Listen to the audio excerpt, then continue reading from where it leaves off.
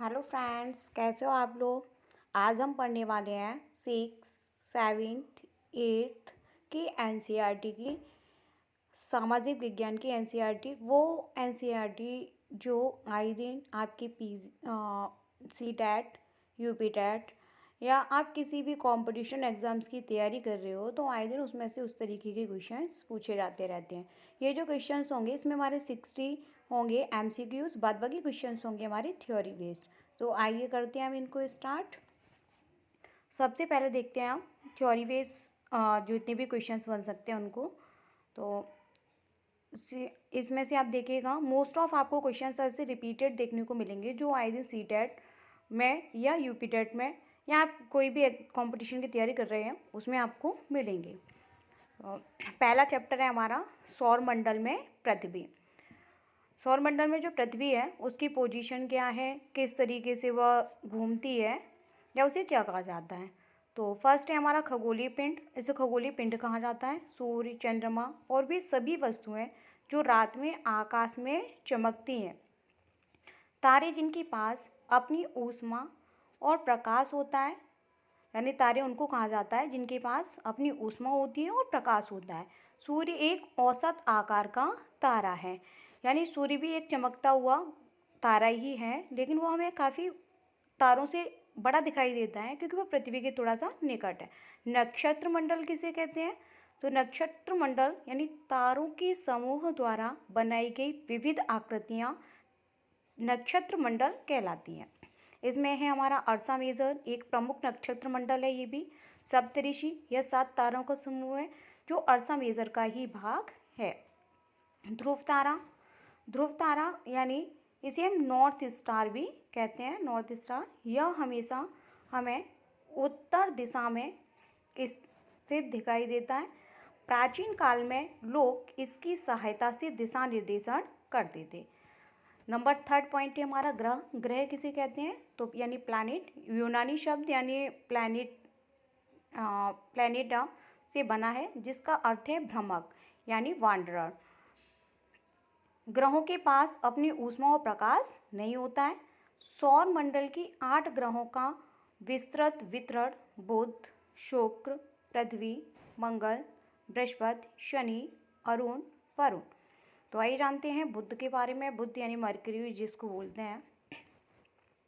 सूर्य के सबसे नज़दीक अपनी कक्षा में एक चक्कर लगाने में सबसे कम समय बुध ग्रह को लगता है, यानी बुध ग्रह को 88 दिन में ये अपनी पृथ्वी की परिक्रमा को पूर्ण कर लेता है। सूर्य की संपूर्ण परिक्रमा को ये कंप्लीट कर लेता है 88 दिन में।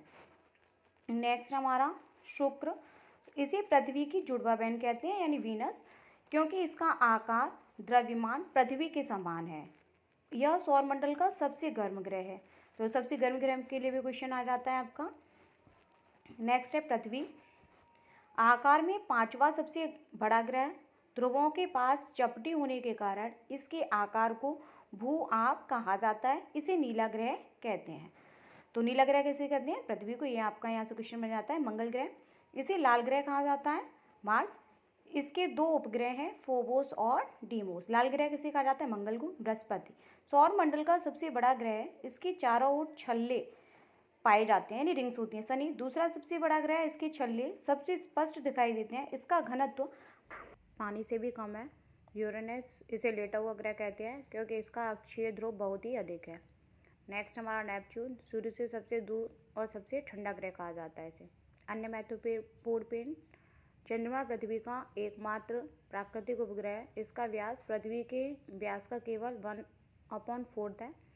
यह पृथ्वी का एक चक्कर 27 दिन में पूरा करता है और इतने ही समय में अपनी अक्ष पर भी घूमता है, इसलिए हमें चंद्रमा का एक ही भाग दिखता है। क्षुद्र ग्रह, ये तारों और ग्रहों और उपग्रहों के अलावा छोटे पिंड हैं। ये मंगल और बृहस्पति की कक्षाओं के बीच पाए जाते हैं। ये जो प्रश्न है वो कई बार एग्जाम में पूछा भी गया है। उल्का पिंड। उल्का पिंड यानी सूर्य के चारों ओर चक्कर लगाने वाले पत्थरों के छोटे टुकड़े पृथ्वी के वायुमंडल में प्रवेश करते समय घर्षण के कारण ये जल जाते हैं, इसलिए इन्हें टूटा तारा भी कहा जाता है। उल्का पिंड है उनको टूटा तारा भी कहा जाता है। नेक्स्ट है हमारा चैप्टर ग्लो यानी अक्षांश एवं देशांतर। आइए जानते हैं इनके बारे में। अक्षांश क्या होती हैं, अक्षांश रेखाएं क्या हैं। नंबर 1, अक्षांश रेखाएं, इनको हम लैटिट्यूड्स भी कहते हैं। ये विषुवत वृत्त 0 डिग्री के समानांतर खींची गई काल्पनिक रेखाएं हैं। यानी जो भी ग्लोब पर रेखाएं बनी हुई हैं वो सभी काल्पनिक रेखाएं, इन्हें विषुवत रेखा कहा जाता है। 0 डिग्री से दर्शाया जाता है। विषुवत वृत्त, इसे इक्वेटर, जो पृथ्वी को 2 बराबर भागों में बांटती है, एक उत्तरी और दक्षिणी गोलार्ध। प्रमुख अंश हैं कर्क रेखा 23.5 डिग्री सेंटीग्रेड उत्तर में भारत के 8 राज्यों से होकर के गुजरती है। मकर रेखा 23.1/2 दक्षिण में है। उत्तर ध्रुव, जिसे आर्कटिक सर्कल्स कहते हैं, 66.5 डिग्री सेंटीग्रेड उत्तर में। ये भी दक्षिण ध्रुव वृत्त, जो कि 66.5 डिग्री सेंटीग्रेड दक्षिण में है। नेक्स्ट है हमारा ताप कटिबंध, इसे हीट जोन्स कहते हैं। उष्ण कटिबंधीय कर्क और मकर रेखा के बीच, यहाँ सूर्य वर्ष में एक बार सिर के ऊपर होता है। सबसे अधिक गर्मी यहीं होती है। नेक्स्ट है शीतोष्ण कटिबंध, तो टेम्परेचर जोन कहते हैं इन्हें। यहाँ सूर्य कभी भी सिर के ऊपर नहीं आता, तापमान मध्यम रहता है। नेक्स्ट है हमारा शीत कटिबंध, जिसे हम फ्रीज जोन कहते हैं। ध्रुवों के पास यहाँ सूर्य क्षितिज से ऊपर नहीं जाता, अत्यधिक ठंडा रहता है ये एरिया। नेक्स्ट है देशांतर रेखाएं, तो ये उत्तरी ध्रुव को दक्षिणी ध्रुव से मिलाती हैं। इनकी लंबाई समान होती है। प्रमुख याम्योत्तर इन्हें प्राइम मेरिडियन, इसको 0 डिग्री सेंटीग्रेड से दर्शाया जाता है। 0 डिग्री देशांतर, जो लंदन में ग्रीनविच से गुजरती है। समय का निर्धारण इसी के माध्यम से होता है। पृथ्वी 1 डिग्री सेंटीग्रेड घूमने में 4 मिनट का समय लेती है। आइए जानते हैं नेक्स्ट पॉइंट की तरफ।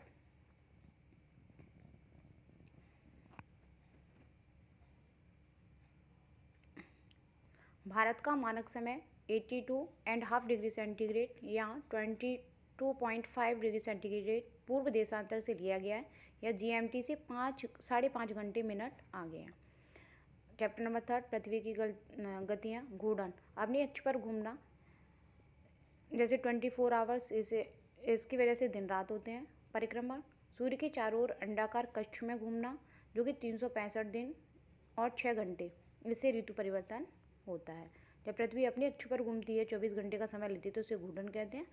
और जब अपने अंडाकार कक्ष से चारों तरफ सूर्य के चक्कर लगाती है, तो उसे हम परिक्रमण कहते हैं। इससे ऋतु परिवर्तन होता है। प्रदीप्ति वृत्ति, वह व्रत जो ग्लोब पर दिन और रात को विभाजित करता है, उसे प्रदीप्ति व्रत कहते हैं। महत्वपूर्ण स्थितियाँ, 21 जून उत्तर आयनात के नाम से जाना जाता है। सूर्य कर्क रेखा पर सीधा चमकता है। उत्तरी गोलार्ध में सबसे लंबा दिन और ग्रीष्म ऋतु होती है। 22 दिसंबर दक्षिणी आयनात के नाम से जाना जाता है। सूर्य मकर रेखा पर सीधा चमकता है। दक्षिणी गोलार्ध और ग्रीष्म और उत्तरी गोलार्ध में शीत ऋतु होती है। 21 मार्च और 23 सितंबर, इसे हम विषुव के नाम से जानते हैं, इक्विनॉक्स कहते हैं। सूर्य विषुवत वृत्त पर सीधा चमकता है। पूरी पृथ्वी पर दिन और रात बराबर होते हैं। नेक्स्ट चैप्टर है हमारा 4, पृथ्वी के प्रमुख परिमंडल। तो पृथ्वी एकमात्र ऐसा ग्रह है जहाँ जीवन है। इसके 4 प्रमुख घटक हैं। पहला है स्थलमंडल, जानते हैं स्थलमंडल के बारे में। पृथ्वी का ठोस भाग जो चट्टानों और मिट्टी की परतों से बना है, इसे 2 मुख्य भागों में बांटा गया है, महाद्वीप और महासागरीय बेसिन। विश्व का सर्वोच्च शिखर माउंट एवरेस्ट, जिसकी ऊंचाई समुद्र तल से 8,848 मीटर है। विश्व का सबसे गहरा भाग प्रशांत महासागर का, जिसे मैरियान गर्त के नाम से जाना जाता है, जिसकी गहराई है 11,022 मीटर। महाद्वीप, 7 प्रमुख महाद्वीप हैं हमारे यहाँ। तो एशिया विश्व का सबसे बड़ा महाद्वीप है। पृथ्वी के कुल क्षेत्रफल का 1/3 कर्क रेखा इसी से होकर के गुजरती है। इसे यूरोप में उराल पर्वत अलग करता है। अफ्रीका, दूसरा सबसे बड़ा एकमात्र महाद्वीप, जिससे कर्क रेखा, विषुवत रेखा, मकर रेखा, तीनों रेखाएं होकर के गुजरती हैं। विश्व की सबसे लंबी नदी नील और सबसे बड़ा रेगिस्तान सहारा यहीं से गुजरता है। तो अफ्रीका ही एक ऐसा द्वीप है जिससे तीनों रेखाएं गुजरती हैं और सबसे बड़ी जो नदी है वो भी यहाँ होकर के बहती है, और रेगिस्तान सबसे बड़ा यहीं पाया जाता है। उत्तरी अमेरिका तीसरा बड़ा द्वीप है। यह दक्षिण अमेरिका से पनामा स्थल संधि को जोड़ता है। नेक्स्ट है दक्षिण अमेरिका। यहाँ विश्व की सबसे लंबी पर्वत श्रृंखला एंडीज और सबसे बड़ी नदी अपवाह तंत्र है, जो कि अमेजन में स्थित है। अंटार्कटिका। यहाँ भारत के शोध केंद्र मैत्री दक्षिणी गंगोत्री स्थित हैं। जलमंडल। पृथ्वी को नीला ग्रह कहते हैं क्योंकि 71% भाग जल है, लेकिन 97% जल महासागरों में जो कि खारा है, जो कि पीने योग्य नहीं है। महासागरों का क्रम प्रशांत महासागर जो कि सबसे बड़ा और गोल है। अटलांटिका ऐसा आकार का है, व्यापार के लिए व्यस्तता में। हिंद महासागर किसी देश के नाम पर रखा गया है। दक्षिणी और आर्कटिका। नेक्स्ट है वायुमंडल एटमॉस्फेयर। यह 1600 किलोमीटर ऊंचाई तक है। इसमें 78% नाइट्रोजन जीवों की वृद्धि के लिए, 21% ऑक्सीजन सांस लेने के लिए, और 1% में CO2 ऑर्गन आदि हैं, गैसेस हैं। CO2 का महत्व, यह पृथ्वी पर द्वारा छोड़ी गई ऊष्मा को रोकती है, जिससे पृथ्वी गर्म रहती है। इसकी मात्रा बढ़ने को ग्लोबल वार्मिंग कहते हैं। चैप्टर नंबर 5, पृथ्वी के प्रमुख स्थल रूप। पृथ्वी के स्थल रूप दो प्रक्रियाओं का परिणाम है, आंतरिक सतह का ऊपर उठना या धंसना और बाह्य अपर्दन का निक्षेपण।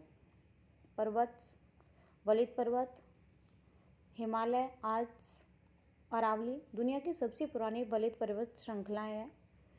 भ्रंशोत्थ पर्वत, जब बड़ा भाग टूटकर ऊपर उठ जाए, उत्थित खंड को हास्ट और नीचे धंसे खंड को ग्राबेन कहते हैं। उदाहरण के लिए यूरोप की राइन घाटी।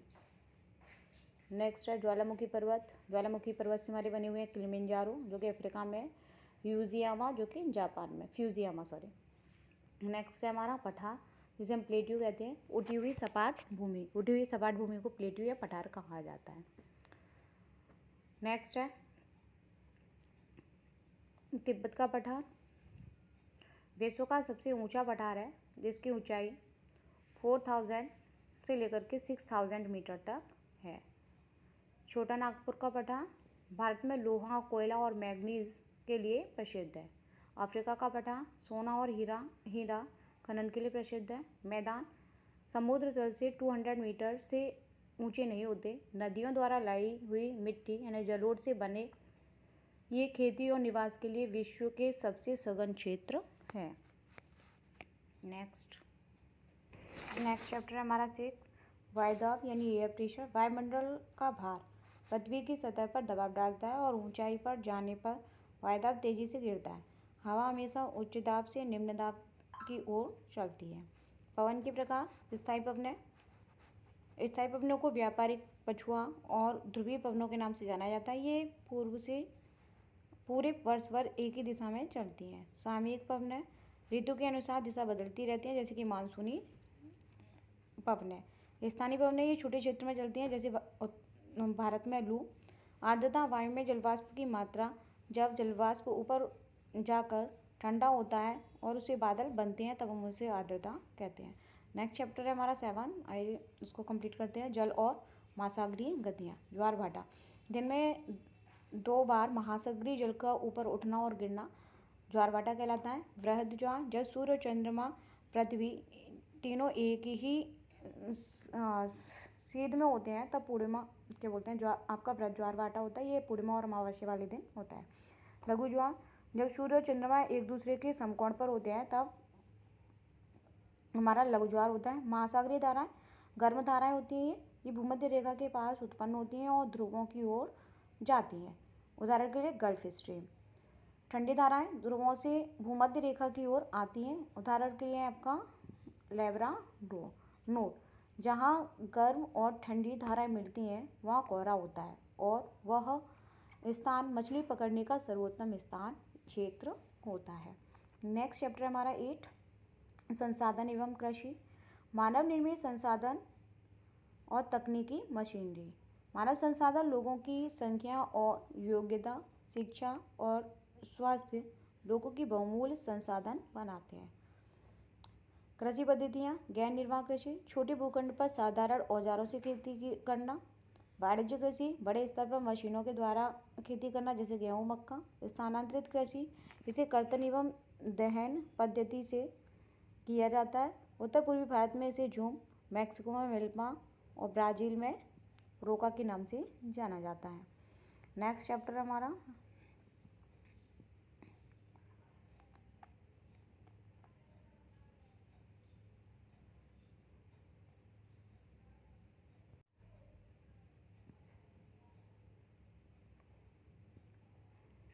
भारत का भौतिक स्वरूप और जलवायु।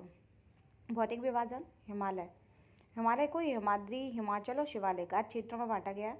उत्तर का मैदान जो कि प्रायद्वीपीय पठार, तटीय मैदान और द्वीप समूह में बटा हुआ है। द्वीप समूह यानी लक्षद्वीप अरब सागर में प्रवाल द्वीपों से बना है और अंडमान एवं निकोबार बंगाल की खाड़ी में है। नेक्स्ट है जलवायु। भारत की जलवायु मानसूनी है। दक्षिण पश्चिमी मानसून भारत में वर्षा लाता है और लौटते हुए मानसून में तमिलनाडु में वर्षा होती है। तो आते हुए समय पे कहाँ होती है आपके दक्षिण पश्चिम में, और लौटते में मानसून में वर्षा होती है तमिलनाडु में। पृथ्वी के अंदर की परतें, तो परपट्टी, यह सबसे ऊपरी और सबसे पतली परत है। यह महाद्वीपीय भाग में 35 किलोमीटर और समुद्री सतह में केवल 5 किलोमीटर मोटी है। सियाल, महाद्वीपीय परपट्टी मुख्य रूप से सिलिका जो कि SI और एल्यूमिनियम AI से बनी है। सिमय, यह महासागरीय परपट्टी मुख्य रूप से सिलिका SI और मैग्नीशियम Ma से बनी है। मेटल, परपट्टी के ठीक नीचे 2900 किलोमीटर की गहराई तक फैला है। कोर, यह सबसे आंतरिक परत है जिसकी त्रिज्या लगभग 35 किलोमीटर है। यह निकेल Ni और लोहे Fe से बनी है जिसे निफे कहते हैं। यहाँ तापमान और दाब बहुत उच्च होता है। नेक्स्ट जानेंगे हम सेल एवं खनिजों के बारे में। तो सेल यानी आग्नेय शेल्स हैं, वो मैग्मा के ठंडे होने से बनती हैं। उन्हें प्राथमिक सेल कहते हैं। अंतर्वेदी सेल, ये ग्रेनाइट से बनी हुई है। धीरे धीरे जब मैग्मा ठंडा होता है तब उससे बनती है। ये बहिर्वेदी, ये बेसाल्ट से बनी हुई है। जब मैग्मा तेजी से ठंडा होता है तब इनका निर्माण होता है, जैसे कि दक्कन का पठार। अवसादी सेल्स, अवसादों के दबने से बनती हैं। इनमें जीवाश्म फॉसिल्स पाए जाते हैं, उदाहरण के लिए बलुआ पत्थर।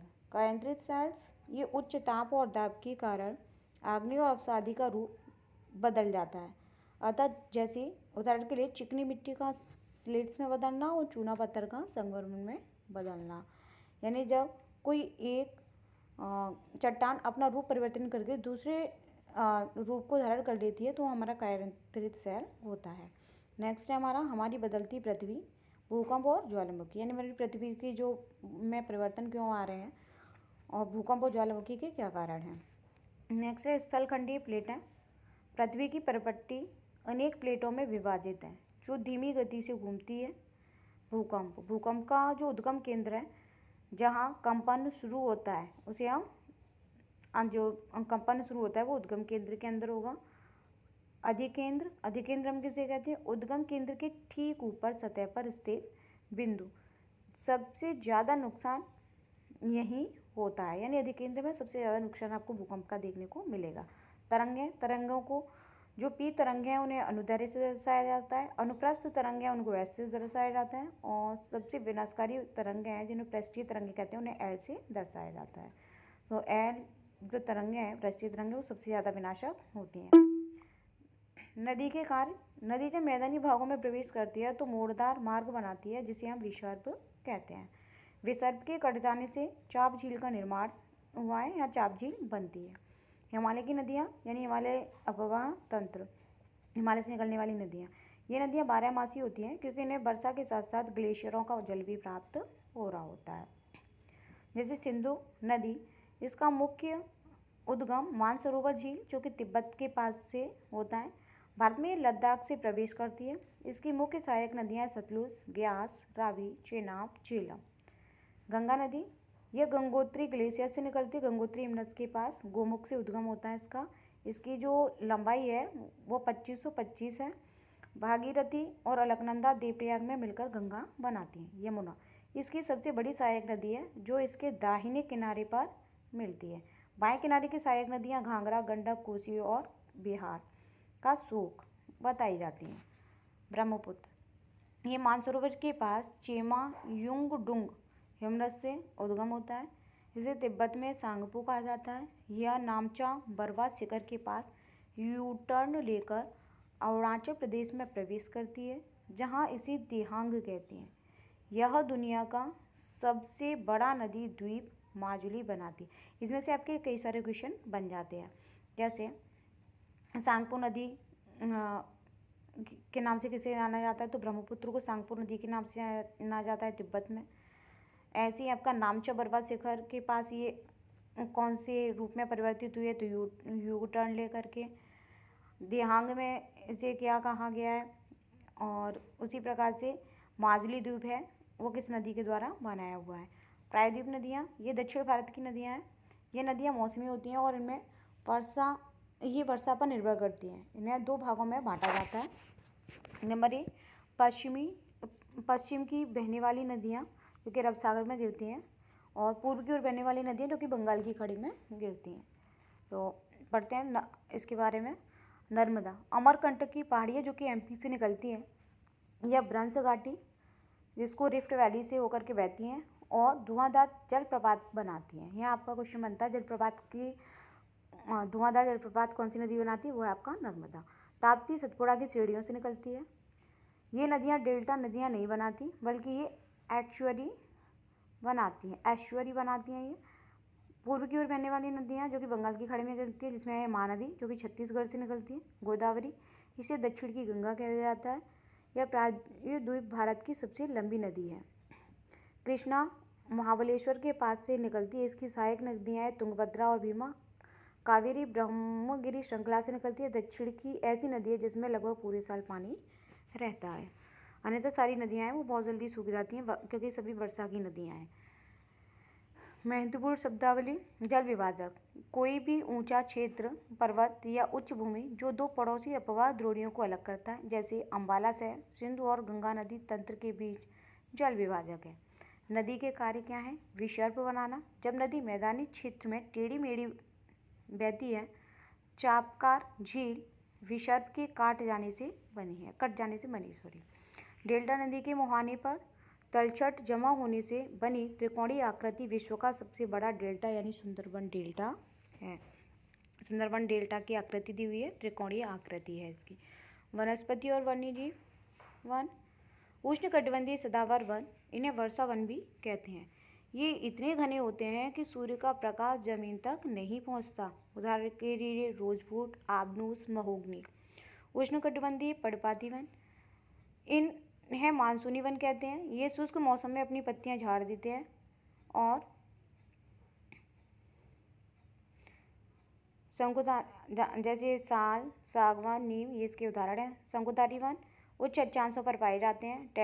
इन्हें टैगा वन भी कहते हैं। यहाँ के पेड़ नरम लकड़ी वाले होते हैं और लंबे होते हैं। चीड़, देवदार इसके उदाहरण है। घास के मैदान सवाना को अफ्रीका में कहा जाता है। उष्णकटिबंधीय स्टेपीज मध्य एशिया में, प्रेरी उत्तरी अमेरिका में, पंपास अर्जेंटीना में, भेड़ दक्षिण अफ्रीका में।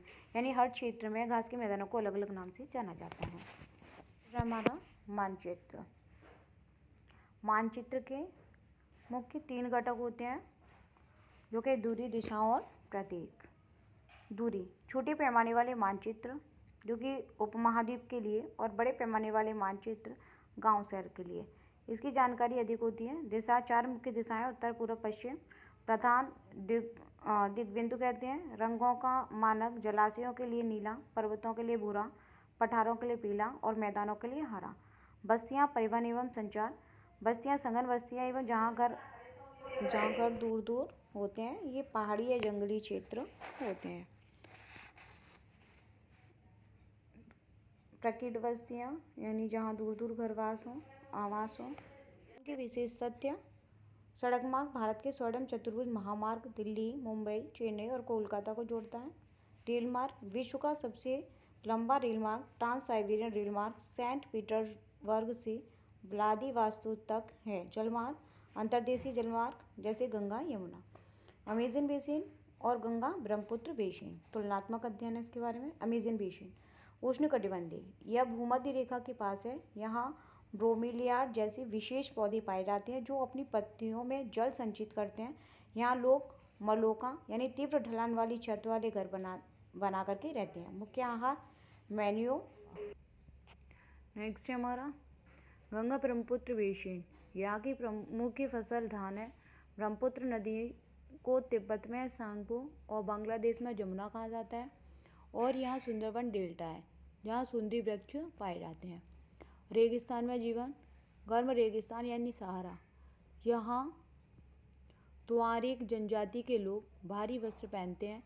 धूल भरी आंधियाँ से बचने के लिए यहाँ टेफलालेट जैसा नकलिस्तान पाया जाता है।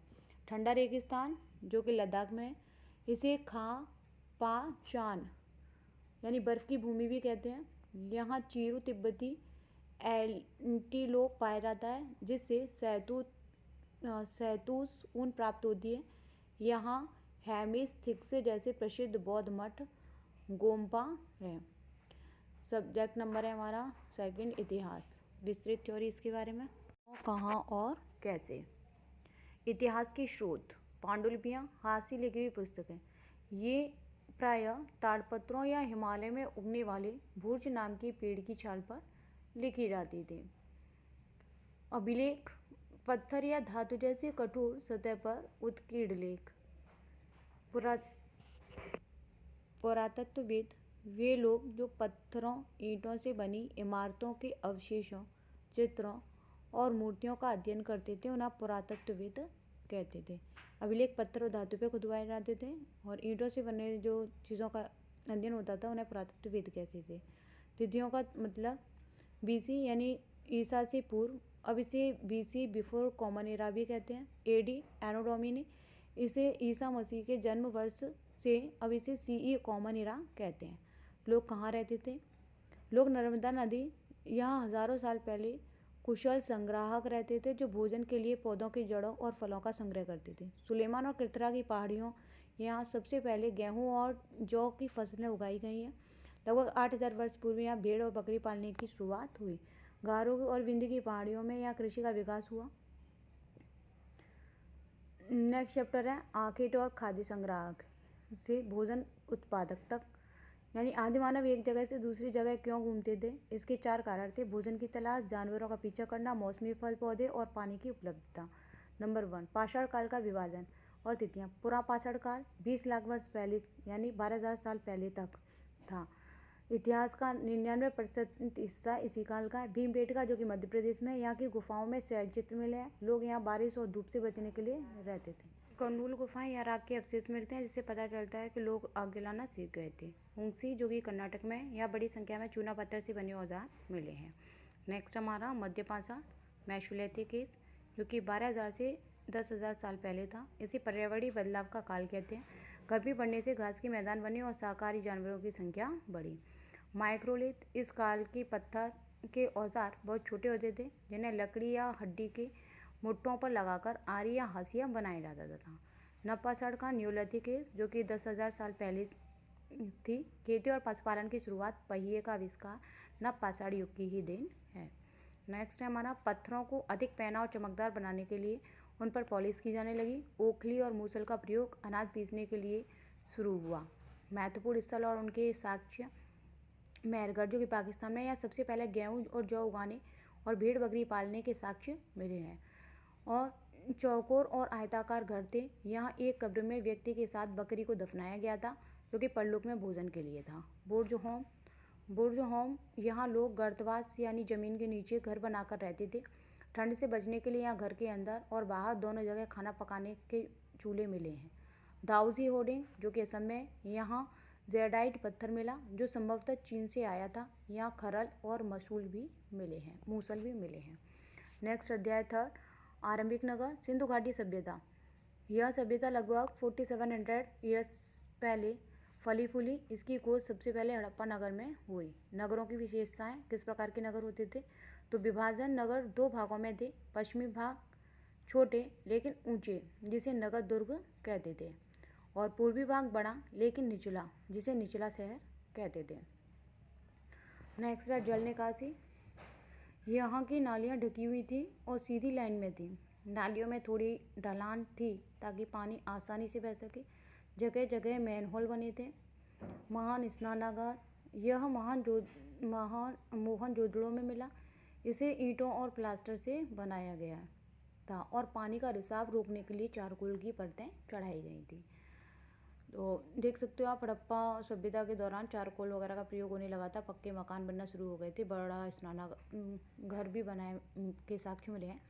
हड़प्पा के लोगों का जीवन। लिपि। यहाँ के लोग मोहरों पर लिखते थे, लेकिन यह लिपि आज तक पढ़ी नहीं जा सकी। धातु। लोग तांबे और कांसे के औजार और गहने बनाते थे। सोने चांदी के गहने भी मिले हैं। बाट और मनके। बाट चट पत्थर से बने थे, मनके कॉर्नेलियन पत्थरों से। फसलें। गेहूँ, जौ, दाल, मटर, धान, तिलहन, सरसों, हल का प्रयोग होता था। साक्ष्य के रूप में हल के खिलौने मिले हैं। लकड़ी के हल बने हुए होते थे। नेक्स्ट है हमारा गुजरात के दो प्रमुख नगर। लोथल। यह गुजरात के अहमदाबाद जिले में भोगवा नदी के तट पर स्थित है। यह एक पतन यानी बंदरगाह था जहाँ से समुद्री व्यापार होता था। यहाँ मोहरें और गोदीवाड़ा मनके बनाने के कारखाने के साक्ष्य मिले हैं। धौलावीर। यह कच्छ के इलाके में खादिर बेद द्वीप के किनारे था। अन्य नगरों के विपरीत यह 3 भागों में बटा था। यहाँ सार्वजनिक कार्यक्रमों के लिए एक बड़ा खुला मैदान भी मिला। यहाँ बड़े बड़े अक्षरों को पत्थरों में खुदा हुआ पाया गया है। नेक्स्ट चैप्टर नंबर 4 क्या बताती हैं हमें किताबें और कब्रें। ये वैदिक काल से संबंधित। वेद 4 हैं, ऋग्वेद, सामवेद, यजुर्वेद और अथर्ववेद। ऋग्वेद सबसे पुराना वेद है जो कि 35 ईयर्स पहले का है। इसमें 1000 से ज़्यादा प्रार्थनाएं हैं जिन्हें सूक्त कहते हैं। मुख्य देवता। सूक्त का मतलब होता है अच्छी तरीके से बोला गया। मुख्य देवता अग्नि, आग का देवता। इंद्र युद्ध के देवता। सोम एक पौधा। समाज 2 मुख्य वर्गों में बटे थे। ब्राह्मण को पुरोहित और राजा को। ऋग्वैदिक राजाओं के पास ना महल थे और ना सेना और ना ही वे कर वसूलते थे। जनता को जन या विष कहा जाता था। महापाषाण। ये बड़े पत्थरों के कब्रगाह थे। कब्रों में मृतकों के साथ लोहे और औजार के सोने, गहने और पत्थर के मनके मिले हैं। इनाम गांव जो कि महाराष्ट्र में है। यहाँ लोगों को सिर उत्तर की ओर करके दफनाया गया था। यहाँ एक व्यक्ति को 5 कमरों वाले घर के आंगन में दफनाया गया। राज्य, राजा और प्राचीन गणराज्य। यानी लगभग 3000 साल पहले राजा बनने की प्रक्रिया में बदलाव आया। अब लोग अश्वमेध यज्ञ के जरिए बड़े राजा के रूप में प्रतिष्ठित होने लगे। वर्ण व्यवस्था। पुरोहितों ने समाज को 4 वर्गों में बांटा। ब्राह्मण वेदों का अध्ययन और यज्ञ करना। क्षत्रिय युद्ध करना और लोगों की रक्षा करना। वैश्य खेती करना और पशुपालन और व्यापार करना। शूद्र अन्य तीनों वर्गों की सेवा करना। इन्हें वेदों के अध्ययन की अनुमति नहीं थी। महिलाओं और शूद्रों की स्थिति सामान्य थी। महिलाओं की स्थिति भी कुछ खास अच्छी नहीं थी। नेक्स्ट जानते हैं हम जनपद और महाजनपद। जनपद जन की बसने की जगह होती थी। पुरातात्विक खुदाई में दिल्ली का पुराना किला और मेरठ का हस्तिनापुर प्रमुख हैं। महाजनपद लगभग 2500 साल पहले कुछ जनपद अधिक महत्वपूर्ण हो गए। इनकी राजधानी की किलेबंदी की गई। टैक्स। राजाओं को कर को सेना और किलेबंदी के लिए संसाधनों की जरूरत थी। फसलों पर उपज का 1/6 हिस्सा लगने लगा। कारीगरों पर कर। श्रम के रूप में महीने में एक दिन उन्हें काम पर बुला लिया जाता था। मगध और वज्जी की तुलना। मगध सबसे शक्तिशाली महाजनपद था। यहाँ से गंगा और सोन नदियाँ बहती थी। यातायात और जल वितरण के कारण ही महत्वपूर्ण था। बिंबिसार और जातशत्रु यहाँ के प्रमुख शासक थे। राजगृह और बाद में पाटलिपुत्र इसकी राजधानी बनी। वज्जी इसकी राजधानी वैशाली थी। यहाँ गढ़ या संघ शासन व्यवस्था थी। यहाँ कई शासक एक साथ शासन करते थे और सभाओं में चर्चा का निर्णय लेते थे। बौद्ध धर्म। संस्थापक थे सिद्धार्थ। बौद्ध धर्म की जन्म लगभग 2500 साल पहले पूर्व साक्यगढ़ में। ज्ञान की प्राप्ति बिहार के बोधगया में एक पीपल पेड़ के नीचे। प्रथम उपदेश सारनाथ में यानी वाराणसी के निकट में दिया था। मृत्यु यानी निर्वाण कहाँ हुआ था इनका? कुशीनगर में। शिक्षा। जीवन दुखों से भरा है जिसका कारण तृष्णा लालसा है। उन्होंने विनय पिटक में संघ के नियम लिखे। नंबर 2, जैन धर्म। जैन धर्म यानी इसके जो तीर्थकर थे 24वें तीर्थकर वर्धमान महावीर, जो कि लिच्छवी कुल के राजकुमार थे। शिक्षा क्या थी इनकी? अहिंसा का कड़ाई से पालन। महावीर के अनुसार सभी जीव जीना चाहते हैं। अनुयायी मुख्य रूप से व्यापारी। किसानों के लिए नियमों का पालन कठिन था क्योंकि उन्हें फसल बचाने के लिए कीड़े मारने पड़ते थे। यानी महावीर की शिक्षाओं में कड़ाई से नियमों का पालन होना। उपनिषद और संघ। उपनिषद इसका अर्थ है गुरु के समीप बैठना। इसमें आत्मा और ब्रह्म के बारे में चर्चा प्रसिद्ध है। विचारक गार्गी और सत्यकामा जावाद। बिहार जैन और बौद्ध भिक्षुओं के लिए बनाए गए एक स्थायी निवास। शुरू में ये लकड़ी के थे, बाद में ईंटों से बने। चैप्टर नंबर 7, अशोक, एक अनोखा सम्राट जिसने युद्ध का त्याग किया। नंबर 1, मौर्य साम्राज्य। संस्थापक थे इसके चंद्रगुप्त मौर्य। चाणक्य और कौटिल्य की सहायता से इन्होंने साम्राज्य की स्थापना की। चाणक्य की पुस्तक का नाम अर्थशास्त्र है। राजधानी थी इसकी पाटलिपुत्र, तक्षशिला और उज्जैन इसके प्रमुख नगर थे। अशोक वह पहला शासक था जिसने अपने संदेश, अभिलेख प्राकृत भाषा और ब्राह्मी लिपि में लिखे, इसके जरिए जनता तक पहुंचाए। नंबर 2, कलिंग का युद्ध और धम्म। कलिंग का युद्ध ओडिशा का प्राचीन नाम है। बात को देखकर अशोक का हृदय परिवर्तन हुआ। धम्म ये संस्कृत शब्द धर्म का प्राकृत रूप है। अशोक के धम्म में किसी देवता की पूजा या कर्मकांड की आवश्यकता नहीं थी।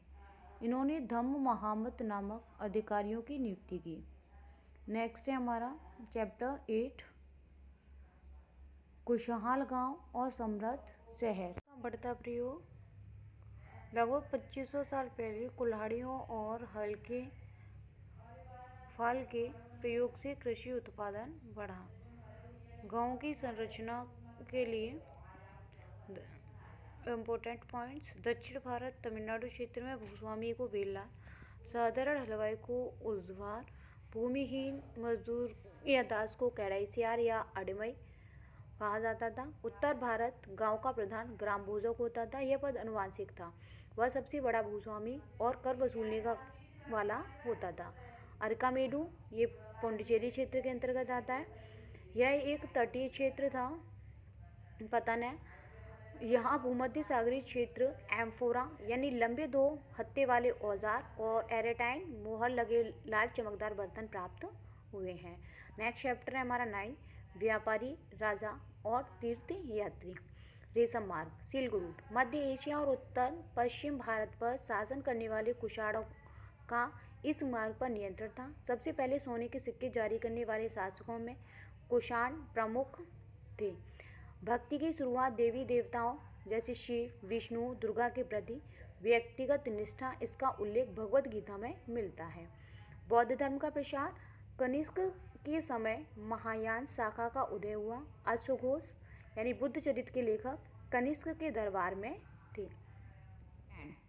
चैप्टर नंबर 10 है हमारा नए साम्राज्य और राज्य। तो इसमें फर्स्ट है हमारा प्रशस्तियाँ। प्रशस्तियाँ एक संस्कृत शब्द है जिसका अर्थ है प्रशंसा। समुद्रगुप्त की प्रशस्ति इलाहाबाद के अशोक स्तंभ पर खुदी हुई है। इसके लेखक समुद्रगुप्त के दरबारी कवि हरिसेन थे। समुद्रगुप्त की नीतियाँ कथन कारण के लिए महत्वपूर्ण। आर्यवर्त के 9 शासक, इन्हें हराकर इनके राज्यों को अपने साम्राज्य में मिला लिया। दक्षिणापथ के 12 शासक, इन्होंने हार स्वीकार की। समुद्रगुप्त ने इन्हें फिर से शासन करने की अनुमति दी थी। पड़ोसी देश ये उपहार लाते थे और आज्ञा का पालन करते थे।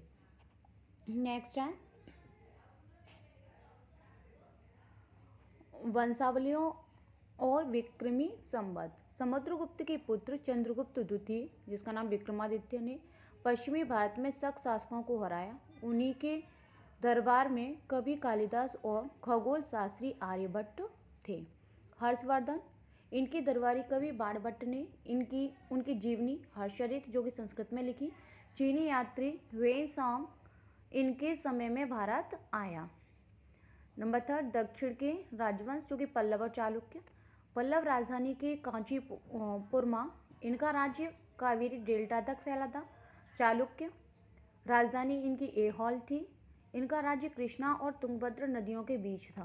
पुलकेशिन द्वितीय, ये सबसे प्रसिद्ध चालुक्य राजा। इनकी दरबारी कवि रवि कीर्ति ने ऐहोल प्रशस्ति लिखी।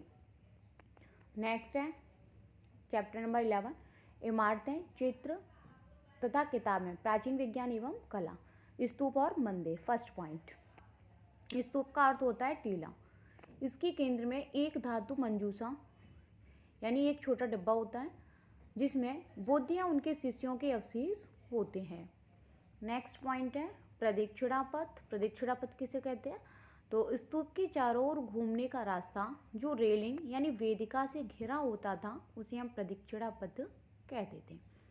शिखर, शिखर किसे कहते हैं? मंदिर के मुख्य भाग यानी गर्भगृह के ऊपर बनाई गई ऊंची संरचना, उसको हम शिखर कहते हैं। चित्रकला और साहित्य, तो चित्रकला और साहित्य कैसा था? अजंता की गुफाएं यहाँ चित्र मसालों की रोशनी में बनाए गए थे। इनके रंग 1500 साल बाद भी चमकदार हैं क्योंकि ये पौधे और खनिजों से बने थे। शिल्पाधिकारम, प्रसिद्ध तमिल महाकाव्य जिसे इलांगो ने लिखा, मणिमेखलई सतनार द्वारा लिखा गया दूसरा महान तमिल महाकाव्य है। नेक्स्ट चैप्टर है 12, हजारों वर्षों के दौरान हुए परिवर्तन 700 to 750। यहाँ से मध्यकालीन भारत की नींव की शुरुआत हुई। नंबर 1, नए सामाजिक और राजनीतिक समूह बने। इस काल में राजपूत शब्द यानी राजा का पुत्र प्रसिद्ध हुआ। खेती के लिए जंगलों की कटाई बढ़ी जिससे आवास में परिवर्तन आया और कृषकों के नए समूह बने। समाज जातियों और उपजातियों में बंटने लगा जिनके अपने नियम और जाति पंचायत होती थी। धर्म और संप्रदाय, इसी काल में हिंदू धर्म में नए देवताओं की पूजा और मंदिरों का निर्माण बढ़ा। भक्ति आंदोलन, ईश्वर की ऐसी कल्पना जिसमें पुजारियों या विस्तृत कर्मकांडों की आवश्यकता नहीं थी। भारत में इस्लाम का आगमन हुआ और कुरान शरीफ के संदेश को व्यापारियों और प्रवासियों द्वारा लाया गया। अध्याय नंबर 13, नए राजा और उनके राज्य। सामंत और राजा, राजा अपने मातहतों को सामंत कहते थे। वे राजा के लिए उपहार लाते थे। राष्ट्रकूट, दक्कन के शुरू में ये कर्नाटक के चालुक्यों के अधीन थे। दंत्यदुर्ग ने हिरण्यगर्भ नामक अनुष्ठान करके स्वयं को स्वतंत्र घोषित किया।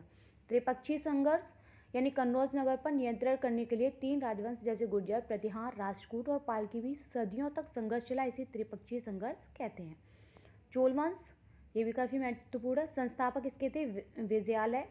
राजाराज प्रथम सबसे शक्तिशाली चोल शासक थे। इन्होंने भव्य तंजावुर मंदिर का निर्माण कराया।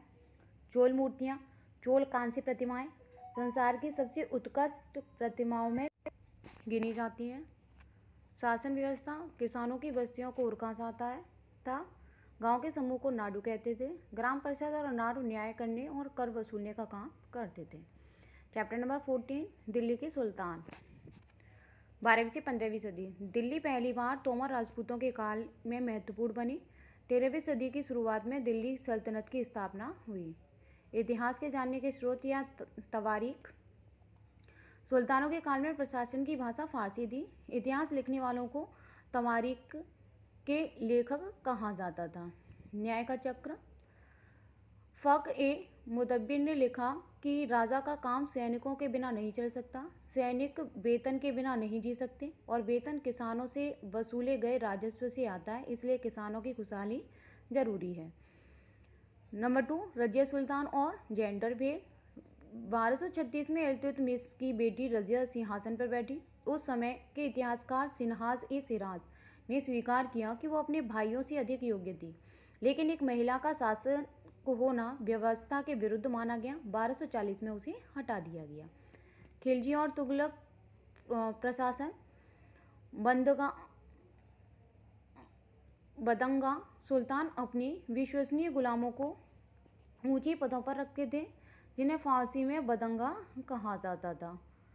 इक्ता इलाकों को इक्ता कहा जाता था और इनके धारक को इक्तादार या मुक्ति कहा जाता था। उनका काम सैन्य सेवा देना और कर वसूलना था। अलाउद्दीन खिलजी का बाजार नियंत्रण। उसने दिल्ली में वस्तुओं की कीमतें तय की ताकि विशाल सेना का खर्च कम रखा जा सके। मोहम्मद तुगलक की योजनाएं। उसने राजधानी दिल्ली में दौलताबाद स्थानांतरित की और सांकेतिक मुद्रा चलाई जो असफल रही। चैप्टर नंबर 15, मुगल साम्राज्य। 16वीं से 17वीं शताब्दी तक। मुगल 2 महान शासक वंशों के वंशज थे। माता की ओर से चंगेज खान मंगोल और पिता की ओर से तैमूर के। प्रमुख मुगल शासक बाबर 1526 से 1530। पानीपत के प्रथम युद्ध में इब्राहिम लोदी को हराया पहली बार तोपों का प्रभावशाली प्रयोग किया गया था। अकबर 1556 से 1605 13 वर्ष की आयु में सम्राट बना। मनसबदारी व्यवस्था यानी मनसब का अर्थ है पद यानी जात की संख्या से अधिकारी का वेतन और प्रतिष्ठा तय होती थी। जब्त यानी अकबर के राजस्व मंत्री टोडरमल ने 10 साल की कृषि सांख्यिकी सर्वे किया। इस राजस्व व्यवस्था को जब्त कहा गया। सुलह ए कुल अकबर ने सभी धर्मों के बीच शांति और सहिष्णुता के लिए सुलह ए कुल का विचार किया। औरंगजेब और मुगलों का पतन। औरंगजेब के काल में मनसबदारों की संख्या बहुत बढ़ गई, जिससे जागीरों की कमी हो गई, किसानों पर कर का बोझ बढ़ गया और साम्राज्य कमजोर होने लगा। नेक्स्ट चैप्टर 16 शासक और इमारतें। 8वीं और 18वीं शताब्दी के बीच राजाओं ने 2 तरह की इमारतें बनाई, सुरक्षित किले महल और सार्वजनिक उपयोग के मंदिर मस्जिद। निर्माण तकनीकी अनुप्रस्थ टोड़ा निर्माण। छतों और दरवाजों को 2 स्तंभों के ऊपर एक आड़ी सहतीर रखकर बनाना शुरू किया गया। नेक्स्ट पॉइंट है चापाकार यानी 12वीं सदी के बाद दरवाजों के ऊपर का भार मेहराब पर डाल दिया गया। इसमें डाट का प्रयोग होता था। चारबाग और पित्राधुरा। चारबाग मुगलों ने बगीचों को 4 समान हिस्सों में बांटने की परंपरा शुरू की। उदाहरण के लिए हुमायूं का मकबरा और शालीमार बाग। पित्राधुरा उत्कीर्ण संगमरमर या बलुआ पत्थर पर रंगीन कीमती पत्थरों को जड़कर बनाई गई सुंदर नक्काशी। उदाहरण के लिए ताजमहल, लाल किले का दीवाने आम। ईश्वर से अनुराग, भक्ति और सूफी आंदोलन। दक्षिण भारत में संत नयनार शिव के भक्त, संख्या थी इनकी 63। अलवार विष्णु के भक्त, इनकी संख्या थी 12। इनकी रचनाएं दिव्य प्रबंधम में संकलित हैं। वीरशैव आंदोलन कर्नाटक में बांसवाड़ा द्वारा शुरू किया गया था। इन्होंने जाति और नारी के प्रति भेदभाव का विरोध किया। नेक्स्ट है हमारे सूफी संत वादी थे। उन्होंने बाहरी आडंबरों को त्याग कर ईश्वर के प्रति प्रेम पर जोर दिया।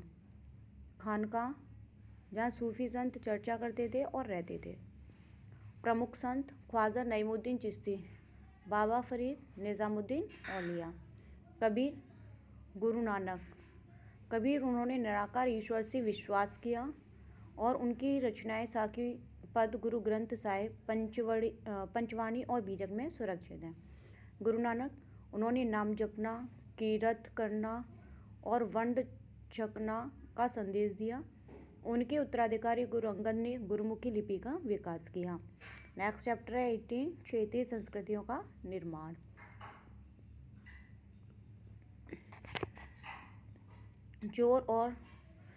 चेर और मलयालम। 9वीं शताब्दी में महोदयपुरम यानी केरल में चेर साम्राज्य ने मलयालम भाषा का प्रयोग कर सरकारी अभिलेखों में शुरू किया। नेक्स्ट है जगन्नाथ संप्रदाय, जो कि पुरी यानी उड़ीसा में स्थानीय जनजाति लोग लकड़ी की प्रतिमा बनाते थे, जिसे बाद में विष्णु का रूप माना गया। कथक कथा शब्द से निकला है। यह पहले मंदिरों में कथा सुनाने वालों का समूह था। राजस्थान और लखनऊ के दरबार में इसे संरक्षण मिला। लघु चित्र। मुगलों ने सुंदर किताबों की पांडुलिपियों को चित्रित करने के लिए लघु चित्रों को बढ़ावा दिया। नेक्स्ट चैप्टर है व्यापार से साम्राज्य तक। यूरोपीय कंपनियों का आगमन। 1498 में पुर्तगाली खोजी यात्री वास्को डी गामा ने भारत के लिए समुद्री मार्ग खोजा। सबसे पहले पुर्तगाली आए, फिर डच, अंग्रेज और अंत में फ्रांसीसी। प्लासी और बक्सर का युद्ध। प्लासी का युद्ध 1757 में रॉबर्ट क्लाइव और बंगाल के नवाब सिराजुद्दौला के बीच मीर जफर की गद्दारी के कारण नवाब हार गया। यह अंग्रेज़ों की पहली बड़ी जीत थी। इस युद्ध 1764। इस युद्ध के बाद 1765 में मुगल साम्राज्य ने ईस्ट इंडिया कंपनी को बंगाल की दीवानी राजस्व कर वसूलने दे दी। कंपनी की नीतियाँ। सहायक संधि लॉर्ड वेलेस्ली द्वारा। इसके तहत भारतीय शासकों को अपनी स्वतंत्रता से न रखने की अनुमति नहीं थी और उन्हें ब्रिटिश रेजिडेंट रखना पड़ता था। विलय नीति लॉर्ड डलहौजी द्वारा। यदि किसी शासक का कोई पुरुष उत्तराधिकारी नहीं होता तो उसका राज्य ब्रिटिश साम्राज्य में मिला लिया जाता था, जैसे सतारा, झांसी, नागपुर। चैप्टर नंबर 20 ग्रामीण क्षेत्र पर शासन आदिवासी विद्रोह। नंबर 1 भू राजस्व व्यवस्थाएं स्थायी बंदोबस्त 1793 में लॉर्ड कॉर्नवालिस ने बंगाल में शुरू किया था ये, और राजाओं को जमींदार माना गया। महलवारी व्यवस्था होर्ट मैकेंजी द्वारा उत्तर पश्चिम भारत में इसमें गांव यानी महल से राजस्व वसूला जाता था। गांव को महल कहते थे उस समय पे। रैयतवारी व्यवस्था यानी थॉमस मुनरो द्वारा दक्षिण भारत में इसमें सीधे किसानों से समझौता किया गया, यानी रैयत किसान जो थे उनसे समझौता किया गया था रैयतवारी व्यवस्था के अंतर्गत थॉमस मुनरो के द्वारा। नील विद्रोह 1859 में बंगाल के हजारों रैयतों ने नील उगाने से मना कर दिया। दीनबंधु मित्र के नाटक नील दर्पण में किसानों की दुर्दशा का वर्णन किया गया है। आदिवासी आंदोलन बिरसा मुंडा झारखंड के छोटा नागपुर क्षेत्र में मुंडा विद्रोह का नेतृत्व किया। वे स्वर्ण युग की वापसी चाहते थे जहां आदिवासी शांति से रहें। आदिवासियों ने दिक्कुओं यानी बाहरी लोगों को, व्यापारियों को अपनी गरीबी का कारण माना है। चैप्टर नंबर 21 1857 का विद्रोह। यह विद्रोह मेरठ से शुरू हुआ और उत्तर भारत में फैल गया। प्रमुख केंद्र और नेता दिल्ली था प्रमुख केंद्र, और बहादुर शाह जफर इसके प्रमुख नेता थे। कानपुर नाना साहिब पेशवा बाजीराव सेकंड दत्तक पुत्र ने शुरू किया। लखनऊ बेगम हजरत महल झांसी रानी लक्ष्मीबाई बिहार कुंवर सिंह के द्वारा शुरू किया गया। विद्रोह के बाद का बदला 1858 के कानून के तहत भारत का शासन ईस्ट इंडिया कंपनी से ब्रिटिश क्राउन के हाथ चला गया। गवर्नर जनरल को अब वायसराय कहा जाने लगा। भारतीय सैनिकों का अनुपात सेना में कम कर दिया गया। चैप्टर नंबर 22 महिलाएं एवं जाति सुधार आंदोलन। सती प्रथा और राजा राममोहन रॉय, उन्होंने 1828 में ब्रह्म समाज की स्थापना की। उनके प्रयासों से 1829 में सती प्रथा पर रोक लगा दी गई। ईश्वरचंद्र विद्यासागर, इनके सुझाव पर 1856 में विधवा विवाह कानून पारित किया गया, जिससे विधवा पुनर्विवाह की प्रारंभ हुआ। जाति व्यवस्था के विरुद्ध आवाज यानी ज्योतिबा फूले ने 1873 में सत्य शोधक समाज की स्थापना की और अपनी पुस्तक गुलामगिरी में अमेरिका के दास मुक्ति आंदोलन को समर्पित की। डॉक्टर BR अम्बेडकर, उन्होंने 1927 में मंदिर प्रवेश आंदोलन शुरू किया ताकि अछूतों को समान अधिकार मिले। नेक्स्ट चैप्टर है हमारा, और अभी कुछ और बचे हुए हैं। EV स्वामी पेरियार दक्षिण भारत में आत्मसम्मान आंदोलन शुरू किया। नील विद्रोह बंगाल में हुआ। दिगंबर विश्वास और विष्णु विश्वास इसके नेता थे। खेड़ा सत्याग्रह 1918 में गुजरात में गांधी जी ने लगान माफ़ी के लिए किया। सत्याग्रह सभा गांधी जी ने रॉलेट एक्ट बिना दलील, बिना अपील, बिना वकील वाले कानून के खिलाफ बनाई थी। चैप्टर नंबर 23 राष्ट्रीय आंदोलन का संगठन 1870 to 1947। कांग्रेस की स्थापना 1885 AO ह्यूम्स द्वारा। प्रथम अध्यक्ष WC बनर्जी थे इनके। नरम दल के नेता थे फिरोज शाह मेहता, सुरेंद्र बनर्जी। प्रार्थना और आवेदन में विश्वास। गरम दल के नेता थे लाल बाल पाल यानी बाल गंगाधर तिलक ने नारा दिया, राजस्व मेरा जन्म सिद्ध अधिकार है और मैं इसे लेकर रहूँगा। गांधीवादी योग यानी 1915 में गांधी जी दक्षिण अफ्रीका से भारत लौटे। सत्याग्रह चंपारण इन्होंने शुरू किया 1917 में। खेड़ा सत्याग्रह 1918 और अहमदाबाद मिल हड़ताल इनके द्वारा चालू की गई। असहयोग आंदोलन 1920 में शुरू किया गया। चौरी चौरा की घटना 1922 में के बाद गांधी जी ने इसे वापस ले लिया। दांडी मार्च 1930 में प्रारंभ किया गया और नमक कानून तोड़ने के लिए साबरमती से दांडी तक की यात्रा की गई। भारत छोड़ो आंदोलन 1942 में गांधी जी ने करो या मरो का नारा दिया। विभाजन और स्वतंत्रता यानी 1947 में भारत स्वतंत्र तो हुआ, लेकिन देश का विभाजन भारत और पाकिस्तान के रूप में हुआ। इकाई नंबर 3 यानी थर्ड पोर्शन है सिविक्स का, नागरिक शास्त्र पॉलिटी संपूर्ण थ्योरी। चैप्टर नंबर 24 विविधता और सरकार। विविधता की समझ, विविधता होती क्या है। भारत विविधताओं का देश है। भाषा, धर्म, खान पान आदि के आधार पर हम कई विविधताएं देख सकते हैं। सरकार के स्तर और प्रकार, तो सरकार के स्तर है स्थानीय स्तर। स्थानीय स्तर पर गांव की सरकारें या शहर की सरकारें कह सकते हो। राज्य स्तर पर राज्य स्तरीय सरकारें जैसे हरियाणा, असम आदि। राष्ट्रीय स्तर यानी पूरे देश की सरकारें जैसे जो पूरे देश पर लागू होती है। लोकतंत्र वो व्यवस्था है जहाँ लोग चुनाव के माध्यम से अपने प्रतिनिधि चुनते हैं। राजतंत्र जहाँ निर्णय लेने की शक्ति राजा या रानी के पास होती है, कोई भी चुनाव की प्रक्रिया नहीं होती। यूनिवर्सल एडल्ट फ्रेंचाइज, इसका मतलब है भारत में 18 वर्ष या उससे अधिक आयु के सभी नागरिक को वोट देने का अधिकार है। चैप्टर नंबर 25, भारतीय संविधान और उसके मुख्य लक्षण। संविधान उन नियमों का समूह है जिसके आधार पर देश चलता है। बाबा साहिब डॉक्टर BR अम्बेडकर को भारतीय संविधान का जनक कहा जाता है। मुख्य लक्षण या इसके फीचर्स। संघवाद में देश में एक से ज़्यादा स्तर की सरकारें यानी केंद्र और राज्य सरकार, तो उसे हम संघवाद कहेंगे। संसदीय शासन पद्धति। संसदीय शासन पद्धति से तात्पर्य जनता अपने प्रतिनिधियों का चुनाव स्वयं करती है। शक्तियों का बंटवारा। तो संविधान के अनुसार सरकार के 3 अंग हैं, विधायिका, कार्यपालिका और न्यायपालिका। विधायिका जो कानून बनाती है यानी निर्वाचित प्रतिनिधि, कार्यपालिका जो कानूनों को लागू करती है, न्यायपालिका जो विवादों को सुलझाती है और न्याय करती है। धर्मनिरपेक्ष यानी राज्य का अपना कोई धर्म नहीं है। मौलिक अधिकार ये अति महत्वपूर्ण है। समानता का अधिकार, कानून की नज़र में सब बराबर हैं, छुआछूत का अंत कर दिया गया है। स्वतंत्रता का अधिकार, अभिव्यक्ति, संगठन बनाने और कहीं जाने आने की आज़ादी। शोषण के विरुद्ध अधिकार यानी 14 वर्ष से कम उम्र के बच्चे से मजदूरी करवाना अपराध है। धार्मिक स्वतंत्रता यानी सांस्कृतिक और शैक्षणिक आधार और संवैधानिक उपचारों का अधिकार। भारतीय संविधान के प्रमुख अनुच्छेद। अनुच्छेद नंबर 14 समानता का अधिकार के अंतर्गत है। कानून के समक्ष सभी नागरिक समान हैं। अनुच्छेद नंबर 15 भेदभाव का निषेध। धर्म, मूलवंश, जाति, लिंग, जन्मस्थान के आधार पर भेदभाव पर रोक। नेक्स्ट है अनुच्छेद 17 अस्पृश्यता कांड, छुआछूत को पूरी तरह समाप्त कर दिया गया है। अनुच्छेद 19 स्वतंत्रता का अधिकार, विचार व्यक्त करने, सभा करने और संगठन बनाने की आज़ादी। अनुच्छेद नंबर 21 जीवन का अधिकार, प्राण और दैहिक स्वतंत्रता का संरक्षण। अनुच्छेद नंबर 21A शिक्षा का अधिकार यानी 6 से 14 वर्ष के सभी बच्चों को मुफ्त एवं अनिवार्य शिक्षा 86वें संशोधन में कहा गया। अनुच्छेद नंबर 23 एंड 24 शोषण के विरुद्ध अधिकार, मानव तस्करी, बेगार और 14 वर्ष से कम उम्र के बच्चों से मजदूरी पर रोक। नेक्स्ट है 25 to 28 धार्मिक स्वतंत्रता, किसी भी धर्म को मानने और प्रचार करने का अधिकार।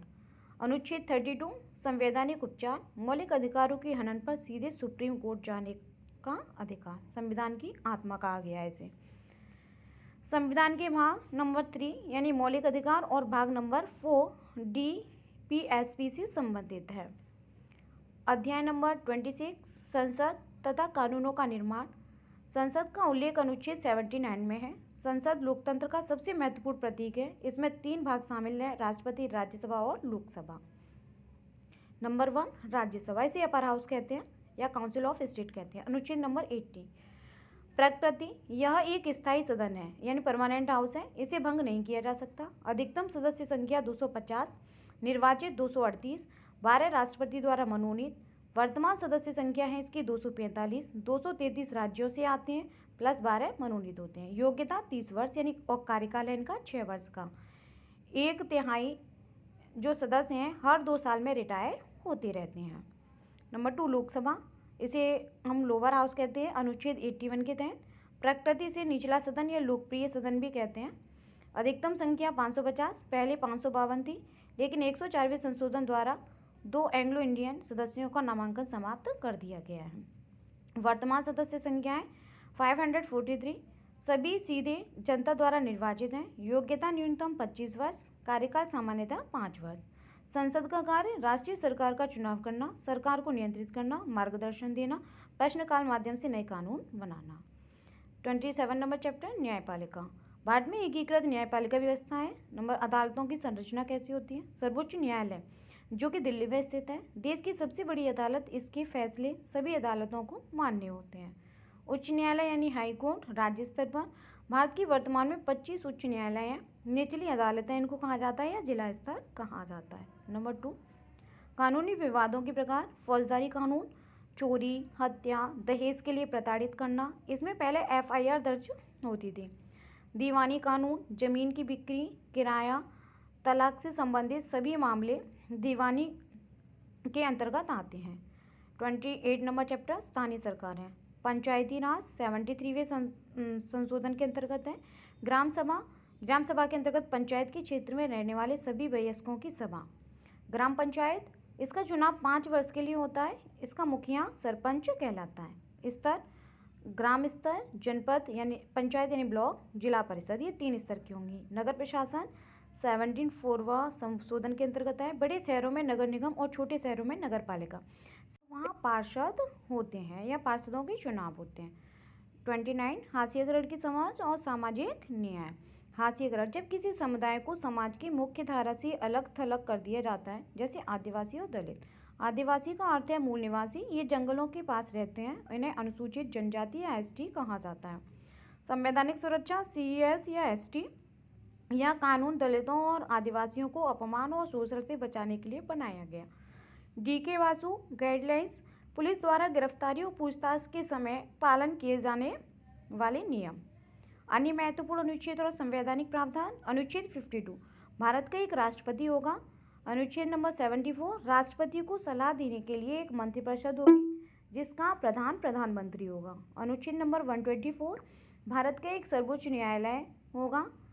अनुच्छेद नंबर 324, चुनाव के संचालन के लिए निर्वाचन आयोग की व्यवस्था होगी। अनुच्छेद नंबर 368, संविधान में संशोधन करने की शक्ति होगी। महत्वपूर्ण संविधान संशोधन यानी कि अमेंडमेंट्स यानी 42वें संशोधन 1976, इसे लघु संविधान यानी मिनी कॉन्स्टिट्यूशन कहते हैं। प्रस्तावना में समाजवादी, धर्मनिरपेक्ष, अखंडता शब्द जोड़े गए हैं। अनुच्छेद 51A के तहत मौलिक कर्तव्य जोड़े गए हैं। 44वां संशोधन 1978, संपत्ति के अधिकार को मौलिक अधिकार से हटाकर केवल एक कानूनी अधिकार यानी अनुच्छेद 300A बनाया गया है। 61वां संशोधन 1989 में आया। मतदान की आयु 21 वर्ष से घटाकर 18 वर्ष की गई। 73वां संशोधन और 74वां संशोधन 1992, पंचायती राज और नगर पालिकाओं को संवैधानिक दर्जा दिया गया है।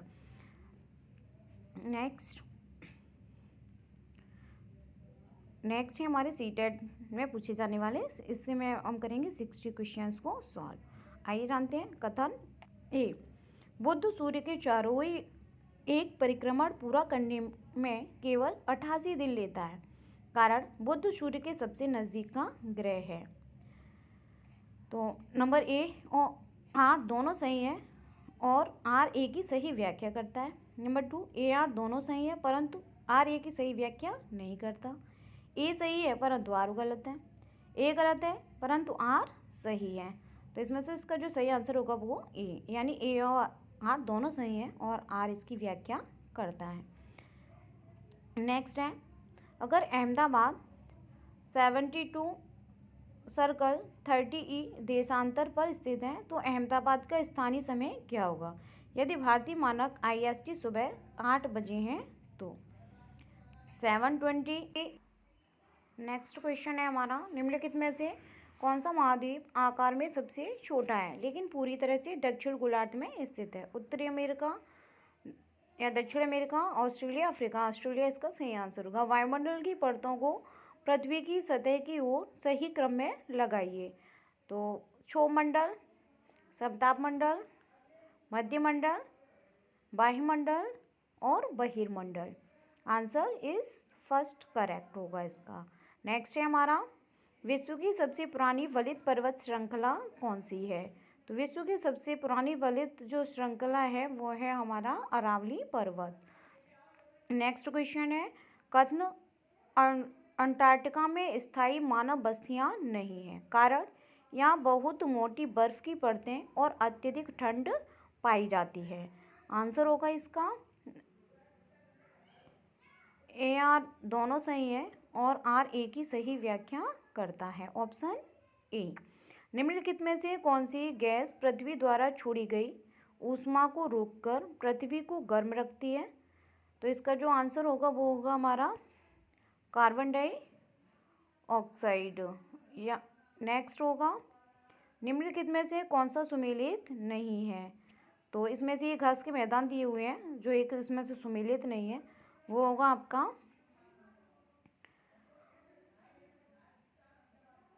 पंपास भी सही है, अर्जेंटीना और ये भी सही है आपका, लेकिन स्टेपिस आपका गलत है। तो सुमेलित नहीं है आपका स्टेपिस, यानी ऑस्ट्रेलिया स्टेपिस, ये आपका गलत होगा। सहारा रेगिस्तान में पाए जाने वाले नखलिस्तान यानी ओसिस क्या है? ओसिस किसे कहते हैं? नखलिस्तान। नखलिस्तान हम किसे कहेंगे? वह क्षेत्र जहाँ जल पाया जाता है और वनस्पति उगती है। नेक्स्ट होगा हमारा महासागरीय धाराओं के संदर्भ में सही कथन चुने। महासागरीय धाराओं के संदर्भ में आपका कौन सा कथन सही होगा? जहाँ गर्म धाराएं ध्रुवों से भूमध्य रेखा की ओर चलती हैं, ये आपका गलत होगा। लैब्राडोर एक गर्म धारा है, लैब्राडोर। गल्फ स्ट्रीम एक गर्म धारा, ये आपका एकदम सही है। गल्फ स्ट्रीम में गर्म धारा होती है। नेक्स्ट है हमारा पांडुलिपियाँ किस पर लिखी जाती हैं? तो ये ताड़पत्रों या भोज पेड़ की छाल पर लिखी जाती हैं थी। नेक्स्ट है सिंधु घाटी सभ्यता का पतन नगर कौन सा था? तो सिंधु घाटी सभ्यता का पतन नगर था लोथल। ऋग्वेद में सूक्त क्या था? यानी अच्छी तरह से बोला गया।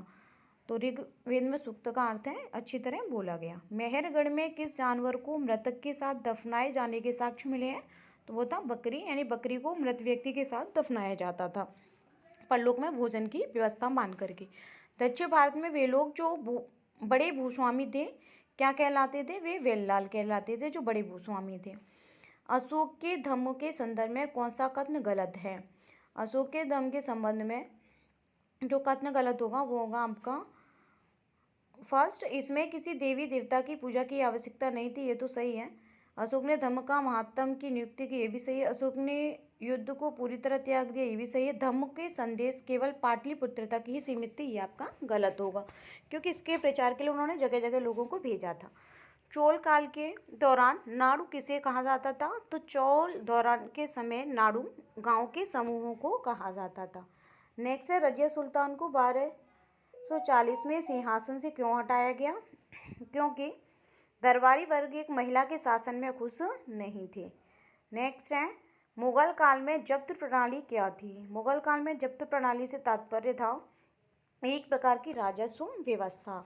नेक्स्ट क्वेश्चन होगा हमारा 1857 के विद्रोह के दौरान बिहार का नेतृत्व किसने किया? तो बिहार का जो नेतृत्व करने वाले थे वो थे आपके कुंवर सिंह। नेक्स्ट है हमारा भारतीय संविधान का कौन सा अनुच्छेद अस्पृश्यता के उन्मूलन की बात करता है? तो अनुच्छेद नंबर 17 में अस्पृश्यता को नष्ट करने की बात कही गई है। नेक्स्ट है राज्यसभा के सदस्यों का चुनाव कौन करता है? तो राज्यसभा के सदस्यों का जो चुनाव है वो विधानसभा के एमएलए के द्वारा किया जाता है, एमएलए निर्वाचित सदस्यों के द्वारा। यूनिवर्सल एडल्ट फ्रेंचाइज का अर्थ होगा, यूनिवर्सल एडल्ट फ्रेंचाइज का मतलब है वयस्क नागरिकों को वोट का अधिकार, सभी वयस्क नागरिकों को। भारतीय संसद के ऊपरी सदन यानी अपर हाउस को क्या कहा जाता है? भारतीय संसद के जो ऊपरी सदन है उसे राज्यसभा कहते हैं, अपर हाउस यानी राज्यसभा। सर्वोच्च न्यायालय द्वारा दी गई डी.के. वासु गाइडलाइन किससे संबंधित है? तो डी.के. वासु जो लाइन है वो गिरफ्तारी और पूछताछ के दौरान पुलिस की प्रक्रिया से संबंधित है, डी.के. वासु।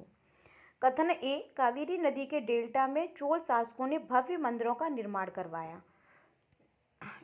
कारण चोल शासकों ने अपनी सत्ता और धन को प्रदर्शित करने के लिए मंदिरों का उपयोग किया। तो इसका जो दर्शन है वो ए और आर दोनों सही है और आर ए की सही व्याख्या भी करता है। नेक्स्ट क्वेश्चन है हमारा वायुदाब में संदर्भ में सही कथन चुनें। वायुदाब के संदर्भ में कई सही कथन बताना है हमें। तो इसका आंसर होगा जो ऊंचाई पर जाने से वायुदाब बढ़ता है। वायुदाब हमेशा निम्न दाब से उच्च दाब की ओर बढ़ता है। उच्च तापमान वाले क्षेत्रों में हवा गर्म होकर ऊपर उठती है जिससे निम्न दाब क्षेत्र बनता है। निम्न दाब क्षेत्र स्पष्ट और साफ मौसम का संकेत होता है। तो हमारा इसका थर्ड वाला सही होगा, उच्च तापमान वाले क्षेत्रों में हवा गर्म होकर ऊपर उठती है। जलोढ़ पंख का निर्माण मुख्य रूप से कहाँ होता है? तो जलोढ़ पंख का निर्माण पर्वतों के गिरिपथ पर जब नदी मैदान में उतरती है तब होता है। मुगल प्रशासनिक शब्दावली में अहल ए कलम शब्द का प्रयोग किसके लिए होता था? तो अहल ए कलम का प्रयोग लेखन और लिपिक कार्य करने वाले वर्ग के लिए होता था। अहल ए स्थायी बंदोबस्त क्या है, इसके बारे में कौन सा कथन सही है? 1789 में 93 में ही लाया गया था। तो स्थायी बंदोबस्त से तात्पर्य यानी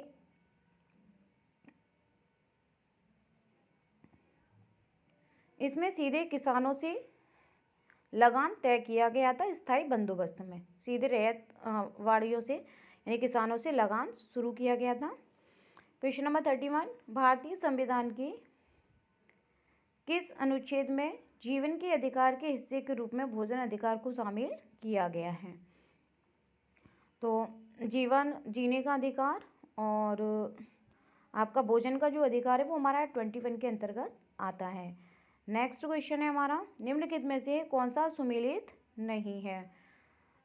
झरिया, कोयला, कोडरमा अभ्रक, पन्ना हीरा, खेतड़ी लोहा। इसमें से हमारे क्या बोलते हैं, खेतड़ी लोहा सही नहीं है, बाद बाकी ऊपर के तीनों हमारे मैच हैं। नेक्स्ट क्वेश्चन है हमारा, निम्नलिखित में से कौन सा आदिवासियों को दिक्कू किसे कहा जाता था? आदिवासियों को दिक्कू यानी बाहरी लोग जैसे व्यापारी और महाजन, इसको आदिवासी दिक्कू कहकर के बुलाते थे। नेक्स्ट क्वेश्चन है हमारा, महापरिनिर्वाण का संबंध बुद्ध के जीवन की किस घटना से संबंध? आंसर है बुद्ध की मृत्यु से। निम्नलिखित में से कौन सा कथन लोकसभा के बारे में सही है? एक स्थायी सदन है यह, इसकी सदस्य संख्या 250 हो सकती है। धन विधेयक केवल लोकसभा में ही पेश किया जा सकता है, ये सही है इसका। अध्यक्ष का चुनाव राष्ट्रपति करता है। तो हमारा 3rd नंबर का जो ऑप्शन है वो एकदम सही होगा, क्योंकि लोकसभा में धन विधेयक है वो सिर्फ और सिर्फ लोकसभा के अंदर ही पारित होता है। कथन ए, ब्रिटिश काल के दौरान भारत में विऔद्योगीकरण हुआ। तो कारण है भारतीय हस्तशिल्प को ब्रिटिश मशीनरी उत्पादकों से कड़ी प्रतिस्पर्धा का सामना करना पड़ा और उन पर भारी टैक्स लगाए गए। तो इसका ऑप्शन होगा ए और आर दोनों सही हैं। आर ए की सही व्याख्या करता है। नेक्स्ट क्वेश्चन है, भक्ति संतों के संदर्भ में निम्नलिखित में से कौन सा गलत है? भक्ति संतों के संदर्भ में बताना है हमें ये। तो शंकर अद्वैतवाद, रामानुज विशिष्टाद्वैतवाद, बांसवान वीरशैववाद और कबीर सगुण। तो ये कबीर सगुण की नहीं, निर्गुण के उपासक थे, तो यही हमारा गलत हो जाएगा। नेक्स्ट क्वेश्चन है हमारा, निम्नलिखित में से कौन सा अपराध की जांच पुलिस की भूमिका के बारे में सही है? पुलिस यह तय करती है कि कोई व्यक्ति दोषी है या नहीं। पुलिस को जांच के दौरान किसी को भी मारने या प्रताड़ित करने का अधिकार है, तो दोनों ही गलत है हमारे। पुलिस का काम गवाहों के बयान दर्ज करना और सबूत इकट्ठा करना, ये सही होगा आपका। पुलिस कोई सजा नहीं दे सकती, इसलिए 4 वाला भी हमारा गलत है। ब्रोमेलियाड क्या है? ये एक विशेष पौधा है जो अपनी पत्तियों में जल संचित करता है। ज्योतिबा फुले ने अपनी पुस्तक गुलामगिरी किसे समर्पित की थी? तो ये उन अमेरिकियों को जिन्होंने गुलामों को मुक्त कराने के लिए युद्ध लड़ा, ये उनको समर्पित की गई थी। नेक्स्ट है हमारा, राज्यसभा के बारे में कौन सा कथन सत्य है? राज्यसभा के बारे में कौन सा कथन सत्य है? तो इसमें प्रधानमंत्री भंग कर सकता है, भंग तो होता ही नहीं है। इसके 1/3 सदस्य हर 2 साल में सेनावृत्त होते हैं, ये सही है आपका। पृथ्वी को नीला ग्रह कहा जाता है क्योंकि इसके वायुमंडल में ओजोन परत है। इसकी सतह का 71% भाग जल से ढका है। यह केवल नीली रोशनी में परावर्तित होता है, तो इसका भाग 71% भाग जल से ढका है, ये इसका वजह से सही होगा। अरिकामेडु नामक प्राचीन पतन भारत के किस तट पर स्थित है? तो अरिकामेडु पूर्वी तट यानी पुडुचेरी में स्थित है। नेक्स्ट क्वेश्चन है, खिलाफत आंदोलन का मुख्य उद्देश्य क्या था? तो खिलाफत आंदोलन का मुख्य उद्देश्य था तुर्की के खलीफों के अधिकारों की रक्षा करना। नेक्स्ट क्वेश्चन है, निम्नलिखित में से कौन सा संसाधन के संरक्षण के लिए सबसे महत्वपूर्ण है? तो संसाधन के संरक्षण के लिए जो सबसे महत्वपूर्ण होगा वो होगा आपका सतत पोषणीय विकास। नेक्स्ट क्वेश्चन है हमारा, भारतीय संविधान का अनुच्छेद 51A किससे संबंधित है? तो 51A है वो हमारा मौलिक कर्तव्यों से संबंधित है। नेक्स्ट क्वेश्चन है हमारा, चिनूक क्या है? या चिनूक किसे कहा जाता है? तो उत्तरी अमेरिका के रॉकी पर्वत से बहने वाली स्थानीय गर्म हवा को चिनूक कहते हैं। हर्षचरित्र के लेखक, इसके जो लेखक हैं वो हैं आपके बाणभट्ट। नेक्स्ट क्वेश्चन है, संसद में प्रश्नकाल का क्या महत्व है? तो संसद में प्रश्नकाल से महत्व से तात्पर्य यानी इसके माध्यम से संसद सरकार के कामकाज के बारे में जानकारी प्राप्त करती है। नेक्स्ट क्वेश्चन है, ब्लैकफुट। ब्लैकफुट क्या है? तो ब्लैकफुट होगा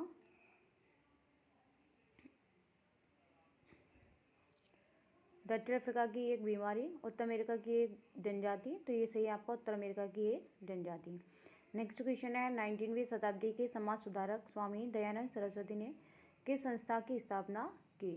तो जो दयानंद सरस्वती थे उन्होंने आर्य समाज की स्थापना की थी। नेक्स्ट क्वेश्चन है हमारा, मानचित्र में नीले रंग का प्रयोग किसे दिखाने के लिए किया जाता है? तो मानचित्र में नीले रंग का प्रयोग जलाशय, नदी, समुद्र को दिखाने के लिए किया जाता है। स्वर्ण चतुर्भुज महामार्ग किन 4 शहरों को जोड़ता है? तो स्वर्ण चतुर्भुज महामार्ग है वह दिल्ली, मुंबई, चेन्नई और कोलकाता 4 शहरों को जोड़ता है। नेक्स्ट क्वेश्चन है, दीवानी अधिकार मिलने से इंडिया कंपनी को क्या फ़ायदा हुआ? तो दीवानी अधिकार मिलने से ईस्ट इंडिया कंपनी को फ़ायदा हुआ कि उन्हें बंगाल की विशाल राजस्व संसाधन पर नियंत्रण मिल गया। नेक्स्ट है, जनहित याचिका यानी PIL की शुरुआत भारत में क्यों की गई? तो जनहित याचिका की शुरुआत भारत में न्याय तक पहुंच को आसान बनाने के लिए विशेष गरीबों के लिए की गई थी विशेषकर। नेक्स्ट क्वेश्चन है, पितरा दरा तकनीक का सबसे शानदार उदाहरण किस इमारत में मिलता है? पितरा दुरा का सबसे अच्छा उदाहरण है ताजमहल के अंतर्गत मिलता है। इसका सबसे बढ़िया एग्जाम्पल, पृथ्वी के वायुमंडल में नाइट्रोजन गैस का प्रतिशत कितना है? तो पृथ्वी के वायुमंडल में नाइट्रोजन गैस का 21% हिस्सा है।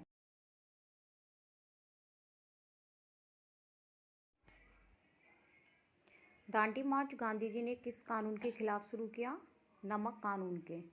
नेक्स्ट क्वेश्चन है, भारतीय संविधान के अनुसार भारत एक ब्लैंक स्पेस देश है। तो भारत एक धर्मनिरपेक्ष देश है यानी भारत का अपना कोई एक विशिष्ट धर्म नहीं है। नेक्स्ट क्वेश्चन है हमारा, निम्न सिलिकॉन घाटी कहाँ स्थित है? सिलिकॉन घाटी है वो आपके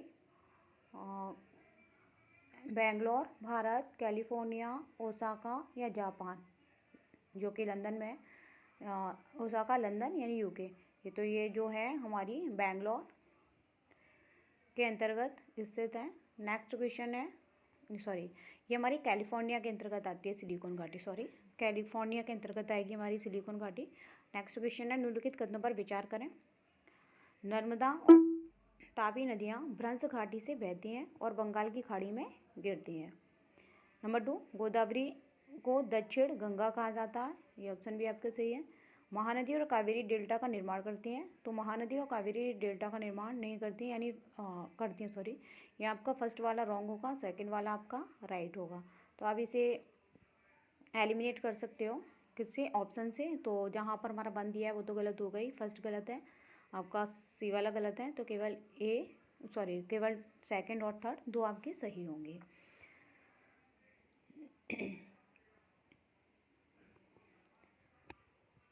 आप इस तरीके के जो क्वेश्चंस हैं अगर आप लोग देखें तो इसमें से कई बार ये जो क्वेश्चंस हैं वो आपको CTET में, UP टेट में आए थे, रिपीटेड रहे हैं।